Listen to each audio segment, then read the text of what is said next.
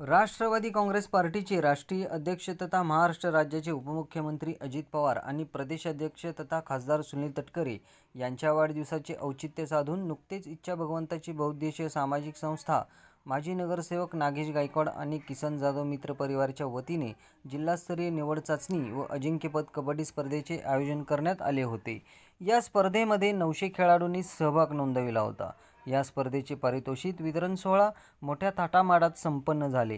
दरम्यान राष्ट्रवादी काँग्रेस पार्टीचे प्रदेश उपाध्यक्ष किसन जाधव यांनी राज्याचे उपमुख्यमंत्री अजित पवार यांची मुंबई येथील राष्ट्रवादी काँग्रेस पार्टी प्रदेश कार्यालय येथे त्यांची भेट घेऊन इच्छा भगवंताची परिवाराच्या वतीने घेण्यात आलेल्या जिल्हास्तरीय अजिंक्यपद कबड्डी स्पर्धेची ट्रॉफी भेट दिली।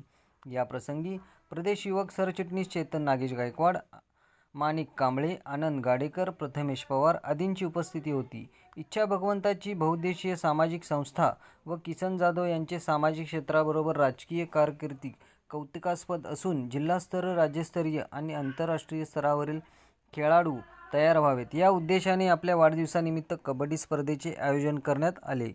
त्यानिमित्त उपमुख्यमंत्री अजित पवार यांनी किसन जाधव यांचे कौतुक करत त्यांच्या कार्याचे गौरव केले। दरम्यान नुकतेच महायुती सरकारच्या मंत्रिमंडळात राष्ट्रवादी काँग्रेस पार्टीचे ज्येष्ठ नेते छगन भुजबळ यांची मंत्रिमंडळात वर्णी लागली। त्यांच्याकडे अन्न व नागरी पुरवठा मंत्रालयाची जबाबदारी उपमुख्यमंत्री अजित पवार यांनी सोपवली। छगन भुजबळ यांनी मंत्रिपदाची शपथ घेतल्यानंतर प्रथमच किसन जाधव यांनी नामदार छगन भुजबळ यांना मखमली टोपी, शाल, पुष्पगुच्छ देऊन त्यांचा गौरव करीत सन्मान केला। आगामी स्थानिक स्वराज्य संस्था निवडणुकीमध्ये राष्ट्रवादी पक्षाला यश मिळवण्यासाठी सर्वांनी कामाला लागावे, अशा सूचना देखील यावेळी छगन भुजबळ यांनी केल्या।